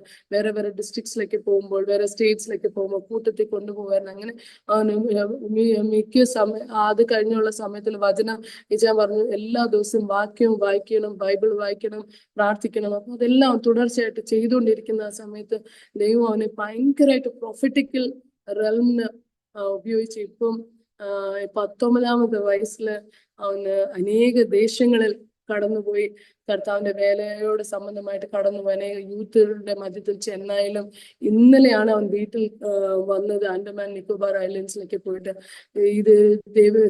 പല സ്റ്റേജുകളിൽ നിൽക്കുന്ന നല്ല അതിശയമുള്ളത്. ദൈവം ഈ ചെറുപ്രായത്തിൽ ദൈവ ശബ്ദം കേട്ടപ്പോൾ അവൻ സമർപ്പിച്ചപ്പോൾ ദൈവം ഉപയോഗിക്കുന്ന രീതികളാണ്. അവൻ മുഖാന്തരം അനേക യവനസ്സന്മാർ രക്ഷിക്കപ്പെടുവാനും സ്നാനപ്പെടുവാനും ഒക്കെ തീരുമാനം എടുക്കുന്നുണ്ട് അവൻ പോകുന്നിടത്തേക്ക്. അപ്പം ദൈവം അവനെ ഉപയോഗിക്കുന്നത് ഓർത്ത് ഞാൻ ദൈവത്തിന് അപ്പം എനിക്ക് പറയാനുള്ളത്, ദൈവ ശബ്ദത്തിന് അത് നമുക്ക് തോന്നും, കേൾക്കുമ്പോൾ നമുക്ക് തോന്നും എന്ത് പ്രാന്താ നമ്മൾ കേൾക്കുന്നത്, എന്താണ് നമ്മുടെ നമുക്ക് ചിന്തിക്കാൻ പോലും പറ്റത്തില്ല. 10ാം ക്ലാസ് പഠിക്കാത്ത ഒരു ചെറുക്കന് എന്ത് ഭാവി ഉണ്ടാകാനോ, അല്ലെങ്കിൽ എങ്ങനെയായിരിക്കും ഒരു ഭവിഷ്യത്ത് പോലും, അല്ലെ ജനം എങ്ങനെ അംഗീകരിക്കുമോ, എന്തായിത്തീരുമെന്ന് എനിക്ക് പറയാൻ പോലും പറ്റുന്നില്ല. ബട്ട് ആ ദൈവ ശബ്ദം ഞങ്ങൾ കേട്ടു. ഇച്ചാൻ സ്റ്റേണായിട്ട് പറഞ്ഞു, ഞാൻ ദൈവവേലയ്ക്ക് അല്ലാതെ മോനെ അടുത്ത വർഷം ഞാൻ പഠിക്കാൻ വേണ്ടത്തില്ല. അതിന് അവനും സമർപ്പിച്ചു. ഞങ്ങൾ കുടുംബമായിട്ട് അതിന് യോജിച്ച് അവനെ സമർപ്പിച്ചു. എന്ന് ദൈവം ശക്തമായിട്ട് അവനെ ഉപയോഗിക്കുക. ദൈവം നമ്മുടെ ജീവിതത്തിൽ ചെറിയ വിഷയങ്ങളായിരിക്കും, ചെറിയ നമുക്ക് പോലും വിശ്വസിക്കാനും അല്ലെങ്കിൽ നമുക്ക് ക്രേസി ആയിട്ട് തോന്നും. എന്തിനാ ദൈവം ഇങ്ങനെ ചെയ്യുന്നതെന്നൊക്കെ തോന്നും. അവന് പഠിച്ചിട്ട് ദൈവവേലയ്ക്ക് തന്നെ അല്ലായിരുന്നോ എന്നൊക്കെ എത്രയോ പേര് ഞങ്ങളോട് ക്വസ്റ്റ്യൻ ചോദിച്ചിട്ടുണ്ട്. ദൈവവേലയ്ക്ക് തന്നെ ആയിരുന്നല്ലോ, അവനൊന്ന് ഇത് പഠിച്ചിട്ട് മെച്യൂർ ആകുമ്പോഴത്തേക്ക് വിട്ടാ പോരായിരുന്നു. പക്ഷെ അവന് ദൈവം ഇന്ന് ഉപയോഗിക്കുന്ന രീതി നോക്കുമ്പോൾ അന്ന് ഞങ്ങൾ എടുത്ത തീരുമാനം വലിയ ശരിയാണ് എന്ന് ഉറപ്പിച്ച് പറയാൻ ഇന്ന് മിനിസ്ട്രിയിൽ ശക്തമായിട്ട് ഉപയോഗിക്കപ്പെടുവാൻ അതിനായി ഞാൻ കർത്താവിന് നന്ദി പറയുന്നു. നിങ്ങളുടെ ജീവിതത്തിലും ഇതേ രീതിയിൽ കർത്താവ് ചെറിയ വിഷയത്തിൽ നിങ്ങളോട് സംസാരിക്കുന്നുണ്ടെങ്കിൽ ജസ്റ്റ് അതിനു വേണ്ടിയിട്ട് ഡിലേ ആക്കരുതും. ആ ചെറിയ ശബ്ദം എന്താണോ അതിന് കീഴ്പ്പെടാൻ അല്ലെങ്കിൽ അതിന് വിധേയരാകുവാൻ നമ്മൾ തയ്യാറാകുമ്പോൾ അതിന്റെ ഉള്ളിലുള്ള വലിയ അനുഗ്രഹത്തെ നമുക്ക് ലഭിക്കാൻ പറ്റും. കർത്താവിന്റെ വചനത്തെ അനുസരിക്കുന്നേക്കാളുള്ള അനുഗ്രഹം വേറെ ഒന്നിലുമില്ല. അവന്റെ പ്ലാനിനേക്കാളും കർത്താവിനുള്ള നമ്മളെ കുറിച്ചുള്ള പ്ലാനിനേക്കാളും വലിയ പ്ലാൻസ് നമ്മുടെ ജീവിതത്തിൽ നമുക്ക് ചിന്തിക്കാൻ പോലും പറ്റത്തില്ല. വചനം പറയുന്നു, ആകാശവും ഭൂമിയും എത്ര അകന്ന് how far that is, that far God has plans for you, and his plans are the best plans. അപ്പം മോനെ കുറിച്ചുള്ള എല്ലാ പ്ലാനുകളും ദൈവം ഓൾറെഡി കരുതി വെച്ചിട്ടുണ്ട്. ഇന്ന് when I look back, it took 14 years. Now he's 19, 5 years ആയിട്ടുണ്ട്. മിനിസ്ട്രിയിൽ ഡെയിലി അവൻ വളരുമായിരുന്നു. ബൈബിൾ കോളേജിൽ ഓൺലൈനിൽ കൂടെ DTH ഒക്കെ പഠിച്ചു എങ്കിലും എല്ലാത്തിലും ദൈവം അവനെ നടത്തുന്ന ഒരു മെച്യൂർഡ് ഒരു നല്ല എന്ന് പറയുന്ന ഒരു ദൈവദാസനായിട്ട് ഉപയോഗിക്കപ്പെടുന്നത് കാണുവാൻ ഞങ്ങൾക്ക് ഇടയാവുന്നുണ്ട്. അതിനായി ഞാൻ ദൈവത്തിന് നന്ദി പറയുന്നു. അപ്പം കേൾക്കുന്ന ഇന്ന് ദൈവത്തിന്റെ വചനം പറയുന്നത്, those who obey the spirit of the Lord, മലയാളത്തിൽ ദൈവശബ്ദത്തിന് വിധേയപ്പെട്ട് നടക്കുന്നവരാണ് ദൈവപുത്രന്മാർ എന്ന് വിളിക്കപ്പെടുന്നത്. അപ്പൊ നമ്മൾ ചെറിയ ചെറിയ വിഷയത്തിലും ചെറിയ ദൈവത്തിന്റെ ശബ്ദത്തിനെ പോലെ നമുക്ക് ക്രേസി ആയിട്ട് തോന്നും, ഔട്ട് ഓഫ് ദ വേൾഡ് എന്ന് തോന്നും, ഡിഫറെന്റ് ആയിട്ട് തോന്നും.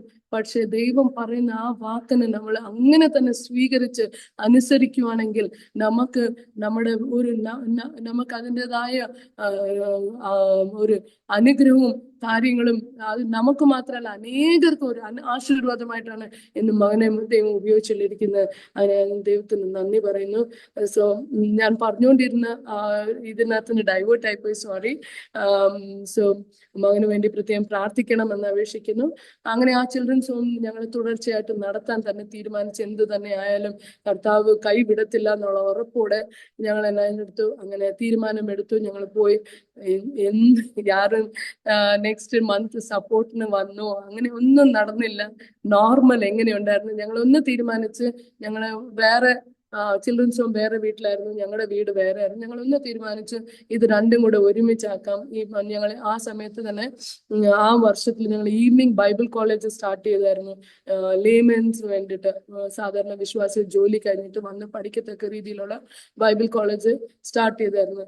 അപ്പം ഇച്ചാൻ്റെ മനസ്സിലൊരു ദൈവം കൊടുത്ത ഒരു ആലോചനയായിരുന്നു, ഒരു ബൈബിൾ കോളേജ് റെസിഡൻഷ്യൽ ആയിട്ടുള്ള ഒരു ബൈബിൾ കോളേജ് നമുക്ക് സ്റ്റാർട്ട് ചെയ്യണം, പിള്ളേരെ നിർത്തി പഠിപ്പിക്കണം. അപ്പം ഏച്ചാൻ പറഞ്ഞു 2, 3 എല്ലാം എടുത്താൽ നമുക്ക് കഷ്ടമായി തീരും, നമുക്കൊരു വലിയൊരു വീട് തന്നെ എടുത്തിട്ട് നമ്മളും കൂടെ അവിടെ താമസിച്ചുകൊണ്ട് ഈ പിള്ളേരെ നോക്കി ബൈബിൾ കോളേജും കൂടെ നടത്തിക്കൊണ്ട് പോകാം എന്നുള്ള തീരുമാനത്തിൽ ഞങ്ങൾക്കുള്ള ആ ഒരു സെപ്പറേറ്റ് വീടിനെ ഞങ്ങൾ വിട്ട് ചിൽഡ്രൻസ് ഹോമിന്റെ ഉള്ളിൽ ഒരു റൂമിൽ ഞങ്ങൾ ആ കുടുംബമായിട്ട് 5 പേര് അവിടെ ഒതുങ്ങി. അവിടുത്തെ കിച്ചണും അവിടുത്തെ പിള്ളേരുടെ കൂടെ അങ്ങനെ ബൈബിൾ കോളേജിലെ പിള്ളേരും വന്ന്. 2018 ആ ജൂൺ സമയത്താണ് ഞങ്ങൾ ഇങ്ങനെ വീടൊക്കെ ഷിഫ്റ്റ് ചെയ്ത് എല്ലാവരും വന്ന്. ഞങ്ങളുടെ കൂട്ടത്തിൽ ചിൽഡ്രൻസ് ഹോം നോക്കാൻ ഒരു പാസ്റ്റർ ഫാമിലി ഉണ്ടായിരുന്നു. അവരും ഞങ്ങളുടെ കൂടെ ആയിരുന്നു.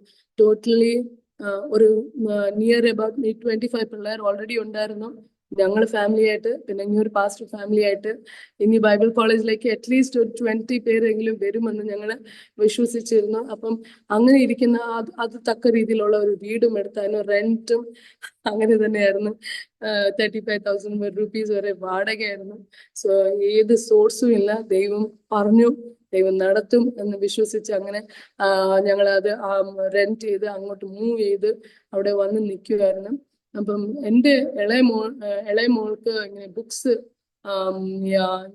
സ്കൂൾ ഇയർ ഓപ്പൺ ആവുന്നതിന് മുമ്പ് ജൂൺ 1st വീക്കിൽ തന്നെ ബുക്സ് എല്ലാം ഡിസ്ട്രിബ്യൂട്ട് ചെയ്യുന്ന സമയത്ത് മോൾക്ക് ഫീസ് ഇത് ബുക്സ് എടുക്കാനായിട്ട് ഞങ്ങൾ സ്കൂളിൽ പോയി. അപ്പം ഈ എല്ലാ തിരക്കിലും ലാസ്റ്റ് ഇയറിൽ കുറച്ച് പെൻഡിങ് ഫീസ് ഉള്ളത് കെട്ടാൻ മറന്നുപോയി. അവളുടെ ബുക്സിനുള്ള ഫീസ് മാത്രം ഒരു 7,000 rupees-ഓളം വരും, അവളുടെ ബുക്സും ബാഗും ആ വർഷത്തെ എല്ലാ കാര്യങ്ങളും എടുക്കാനൊക്കെ ആയിട്ട്. അപ്പൊ അത് മേടിക്കാനായിട്ട് ഞങ്ങൾ സ്കൂളിൽ ചെന്നപ്പോഴത്തേക്ക് സ്കൂളുകാർ പറഞ്ഞു, ഇല്ല ബുക്സ് തരാൻ പറ്റത്തില്ല, നിങ്ങൾ ലാസ്റ്റ് ഇയറിലെ പെൻഡിങ് ഫീസ് അടച്ചിട്ടില്ല എന്ന് പറഞ്ഞു. അപ്പൊ അങ്ങനെ അത് കൊടുത്ത് പിന്നെ മോള് ആകെ കൂടെ ഡിപ്രസ്ഡ് ആയിപ്പോയി, കരയാൻ തുടങ്ങി. എനിക്കൊരു പെട്ടെന്ന് ഒരു വിഷമം എൻ്റെ ഉള്ളിൽ കയറി വന്ന്, അയ്യോ ഇന്ന് സ്വന്തം മോളുടെ ഫീസ് കെട്ടാൻ പോലും എനിക്ക് പറ്റുന്നില്ല കർത്താവ്. എന്റെ സ്വന്തം മോളുടെ ബുക്സ് എടുക്കാൻ എനിക്ക് പറ്റുന്നില്ല. എങ്ങനെ ഞാൻ ഇനി 25 പേരുടെ ഫീസും ബുക്സും ഫുഡും, എന്റെ മക്കള് പട്ടിണി കിടന്നാലും കുഴപ്പമില്ല, പക്ഷെ വേറെ പിള്ളേർ പിള്ളേർക്ക് ഒരു നേരത്തെ ആഹാരം കൊടുക്കാൻ പറ്റാതെ എങ്ങനെ ഞാൻ ആ സാഹചര്യത്തിൽ നോക്കി ഇച്ചാനോട് ഞാൻ പറഞ്ഞു, യോ ഇച്ചായ എന്നെ കൊണ്ട് പറ്റുന്നില്ല, എനിക്ക് എനിക്ക് പറ്റുന്നില്ല ഇച്ചായ, എനിക്ക് വല്ലാത്തൊരു വിഷമാകുക ഇച്ചായ, നമുക്ക് ഇത് വേണ്ട ഇച്ചായ, നമുക്ക് ദൈവം ആരെങ്കിലും സ്പോൺസറൊക്കെ വരുമ്പോൾ നമുക്ക് നടത്തിയാൽ മതി. ഇനി ബൈബിൾ കോളേജ് പിള്ളേരൊന്നും വന്നിട്ടില്ല, എല്ലാവരും കൂടെ വരുമ്പോൾ ഒരു 50 മെമ്പേഴ്സ് എങ്കിലും ആവും ഈ വീട്ടില്. ഒരു ദിവസം എത്രയൊക്കെ അപ്പോഴത്തേക്ക് ഫുൾ കാൽക്കുലേഷൻസ് എല്ലാം മനസ്സിൽ. ഒറ്റ ഒരു ഇൻസിഡന്റ് നടന്നേയുള്ളൂ, എൻ്റെ മോളുടെ ബുക്സ് എടുക്കാൻ പറ്റിയില്ല.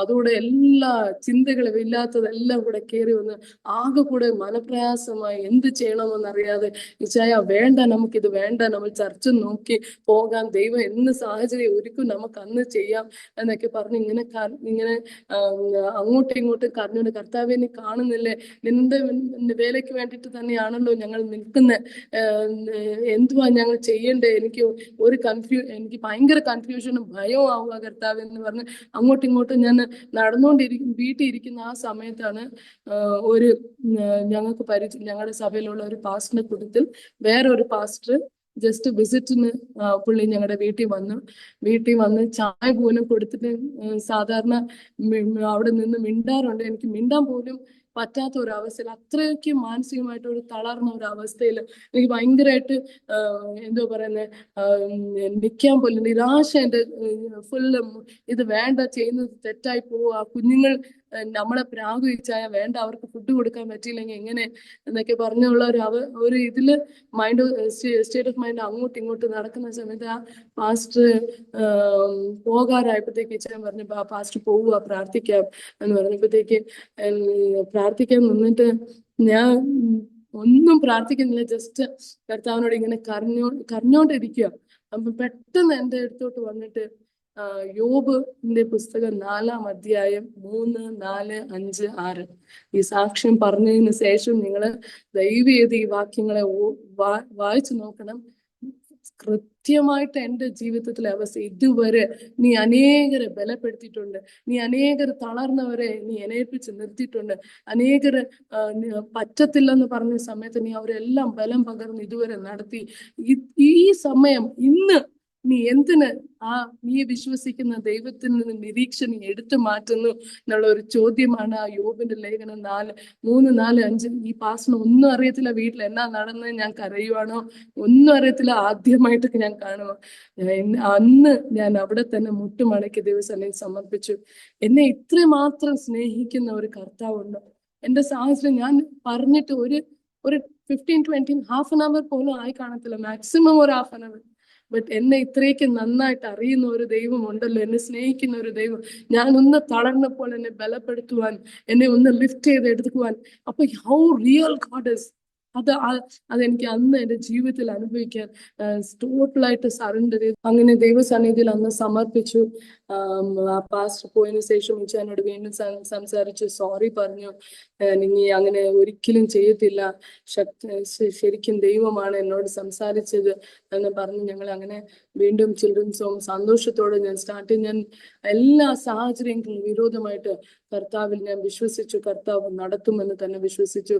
അന്ന് തൊട്ട് ഇന്ന് വരെ പാസ്റ്റർ ഞങ്ങള് ചിൽഡ്രൻസ് ഹോം നല്ല രീതിയിൽ തന്നെ ദൈവം നടത്തുവാൻ, ഒരു കടം കൂടാതെ ദൈവം നടത്തുവാൻ ഞങ്ങൾക്ക് സഹായിച്ചു.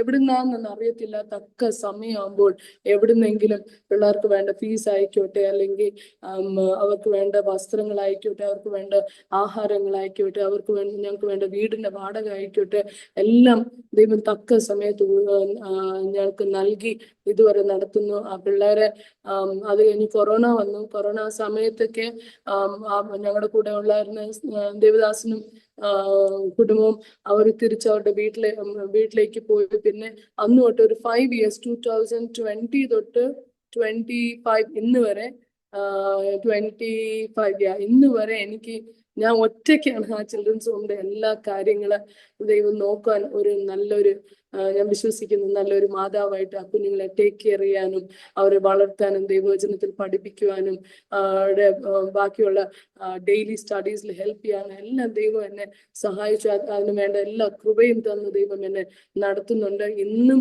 ഞങ്ങൾ താമസിക്കുന്ന ചിൽഡ്രൻസ് ഒന്നില്ലാത്ത ഒറ്റമുറിയിലാണ് ഞങ്ങള്. ഞങ്ങൾ വിശ്വസിക്കുന്നു ദൈവം അതിനെല്ലാത്തിനും ഒരു വ്യത്യാസം തരും. തീർച്ചയായിട്ടും അതിനെ വിശാലമാക്കും, വലുതാക്കും. ദൈവത്തിന്റെ പ്ലാനുകൾ, പദ്ധതികൾ എല്ലാം ഞങ്ങളുടെ ജീവിതത്തിൽ നിറവേറും. ഇടുങ്ങിയ സാഹചര്യമാണെങ്കിലും ഒരു ഒരു എന്തുവാ പറയുന്ന ഒരു അസമാധാനമോ വഴക്കോ അല്ലെങ്കിൽ ഒരു പിണക്കമോ അല്ലെങ്കിൽ എന്തിനിങ്ങനെ എന്നുള്ള ഒരു ചോദ്യമില്ല. തൃപ്തിയോടെയാണ് ഞങ്ങൾക്ക് ദൈവവേല, എനിക്ക് ആ വേല ചെയ്യുന്ന കുഞ്ഞുങ്ങളെ നോക്കുവാനും എൻ്റെ കൂട്ടത്തിൽ എൻ്റെ പിള്ളേരെ കൂടെ വളർത്തുവാൻ ദൈവം സഹായിച്ചത്. അങ്ങനെ തന്നെ ബൈബിൾ കോളേജും ഇവിടെ തുടർന്ന് പോകുന്നു. ഈ എൻ്റെ ഒരു അനുഭവം കൂടെ ഈ റീസെന്റ് ആയിട്ട് നടന്ന ഒരു അനുഭവത്തിൽ കൂടെ പറയാം. അറിയാം, നമ്മുടെ ജീവിതത്തിൽ പാസ്റ്റ് ആണെങ്കിൽ അനേക കഷ്ടങ്ങളിൽ കൂടെ എല്ലാം കടന്നു വന്നാൽ എല്ലാത്തിലും ദൈവം കരുതുന്നവനായിട്ട്, സ്നേഹിക്കുന്നവനായിട്ട്, താങ്ങുന്നവനായിട്ട്, എല്ലാത്തിലും എല്ലാ സ്ഥലത്തിലും അത് അനുഭവിക്കുവാനും മറ്റുള്ളവർക്ക് അത് പങ്കുവെക്കുവാനും എല്ലാം ദൈവം ഞങ്ങളെ സഹായിച്ചു. ഈ റീസെന്റ് ആയിട്ട് എനിക്കിപ്പോ 46 years ആയി. അപ്പം എനിക്ക് എന്താ പറയുന്നത്, എൻ്റെ ആരോഗ്യം ഭയങ്കരമായിട്ട് ഈ ഒറ്റയ്ക്ക് ഇതെല്ലാം ഹാൻഡിൽ ചെയ്യുന്നതുകൊണ്ട് ആണെന്നാ എല്ലാവരും പറയുന്നത്. ബട്ട് എന്തോ അറിയത്തില്ല, എൻ്റെ ഹീമോഗ്ലോബിൻ ലെവൽ ഭയങ്കരമായിട്ട് ഡിക്രീസ് ആയിട്ട് 4 ലെവലിലേക്ക് ഡിക്രീസ് ആയിപ്പോയി. ഈ ഒരു മെയില് നടന്ന ഒരു സംഭവമാണ് പാസ്റ്റർ. അപ്പം ആ മെയില് ഇങ്ങനെ ഹീമോഗ്ലോബിൻ പെട്ടെന്ന് കുറഞ്ഞു പോയിട്ട് എനിക്ക് എഴുന്നേറ്റ് പോലും നിൽക്കാൻ പറ്റാത്ത ഒരു അവസ്ഥയിൽ കൂടെ കടന്നു. ഇപ്പം ഡോക്ടർ പറഞ്ഞു അയൺ ഇഞ്ചക്ഷൻ എടുത്താൽ മതി, നിങ്ങൾക്ക് കുറച്ചുകൂടെ ഇതാകും, IV അയൺ എടുത്താൽ മതി. അപ്പം ഒത്തിരി പേരോട് ചോദിച്ചപ്പം അവർ പറഞ്ഞു IV എടുക്കുന്നതിനകത്ത് ഒന്നുമില്ല, ഒരു ½ an hour പ്രൊസീജിയറേ ഉള്ളൂ, പെട്ടെന്ന് തീരും, ഒന്നും പേടിക്കാനൊന്നും ഇല്ല എന്നൊക്കെ പറഞ്ഞു. ബ്ലഡ് വേണ്ട, IV ഇഞ്ചക്ഷൻ എടുത്താൽ മതി എന്നൊക്കെ പറഞ്ഞ് IV ഇഞ്ചക്ഷൻ എടുക്കാനായിട്ട് പോയി. എല്ലാ ഡോക്യുമെന്റ്സ് എല്ലാം സൈൻ ചെയ്ത് അഡ്മിറ്റ് ആക്കി. അന്ന് എൻ്റെ മോളും ഞാനും മാത്രമേ പോയിട്ടുള്ളൂ. നിസ്സാരമാണെന്ന് ഓർത്ത് ഞാനും എൻ്റെ മോളും കൂടെ മാത്രമേ പോയുള്ളൂ. അപ്പൊ മോൾ അവിടെ സൈഡിൽ ഇരിപ്പുണ്ട്. ഇഞ്ചക്ഷൻ IV ക്ലിപ്പ് ചെയ്തിട്ട് അത് കയറ്റാൻ നോക്കിയപ്പോൾ BP എല്ലാം പൾസ് റേറ്റ് എല്ലാം നോർമൽ ആയിരുന്നു. ചെക്ക് ചെയ്തു.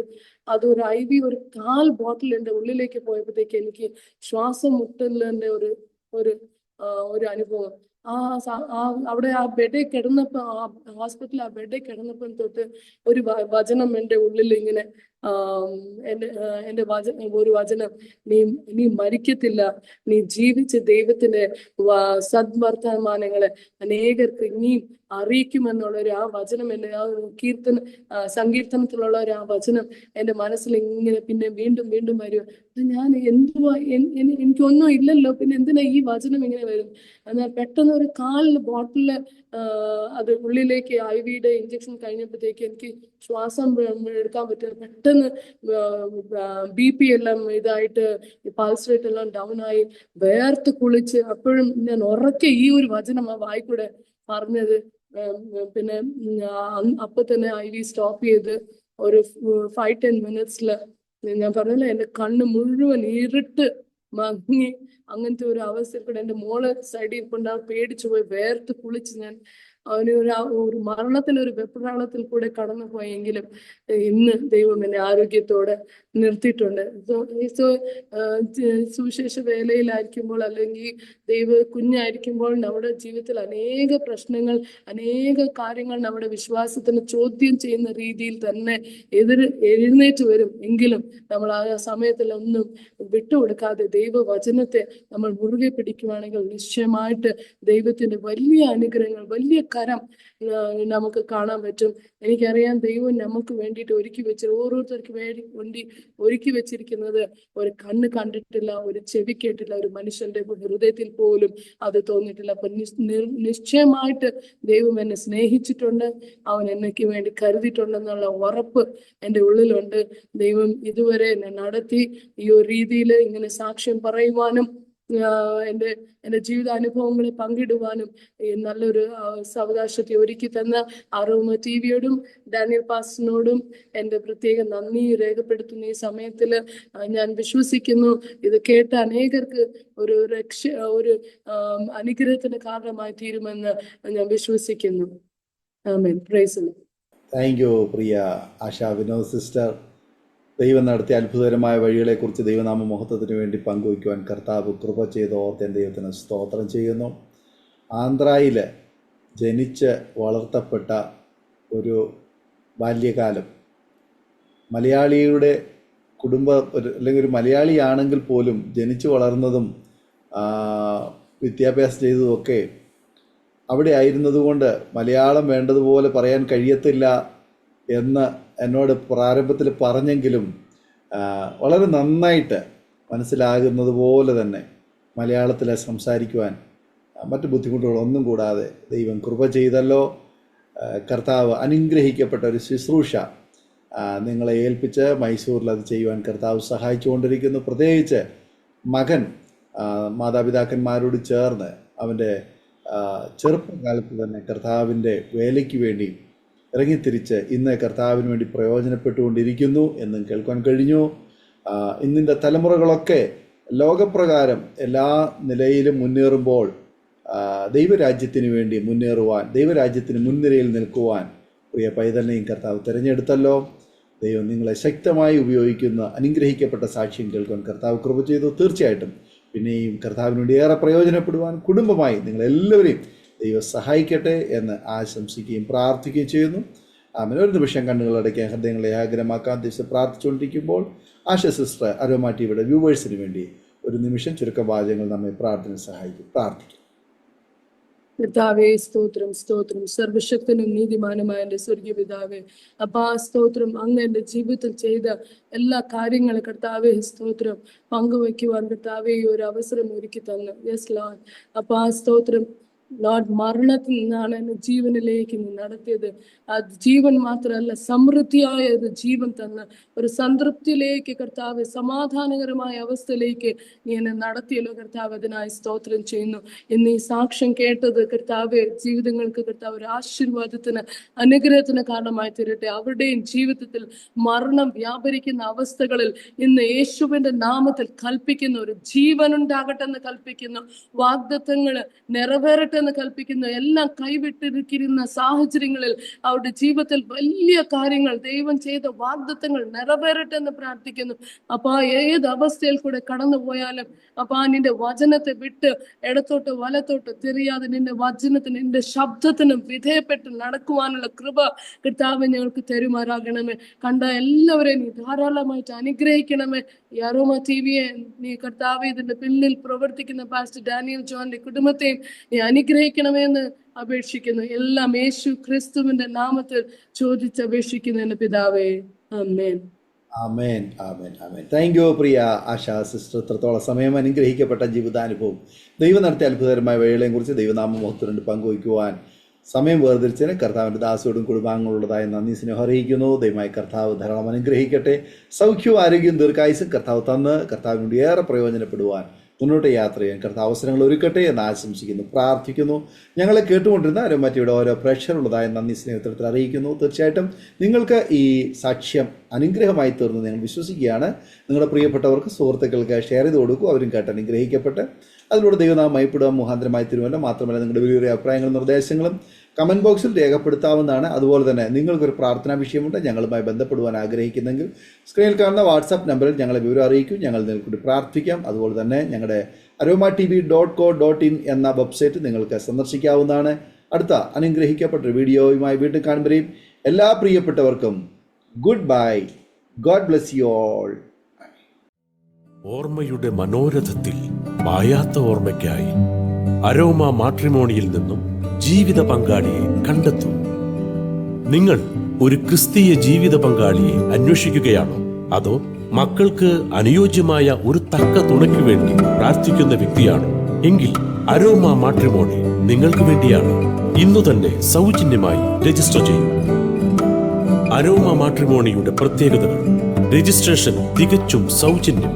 ലോകത്തെവിടെയുമുള്ള അനുയോജ്യമായ ക്രിസ്തീയ ജീവിത പങ്കാളിയെ തിരഞ്ഞെടുക്കാം. വിവാഹം നടക്കുന്നതുവരെ സർവീസ് ലഭിക്കുന്നു. ഏറ്റവും ചെറിയ പാക്കേജുകളും തിരഞ്ഞെടുക്കാം. അരോമ മാട്രിമോണി നിങ്ങൾക്കായി ഒരുക്കുന്നു വിവാഹം പരമാനന്ദം. Email aroma matrimony2020@gmail.com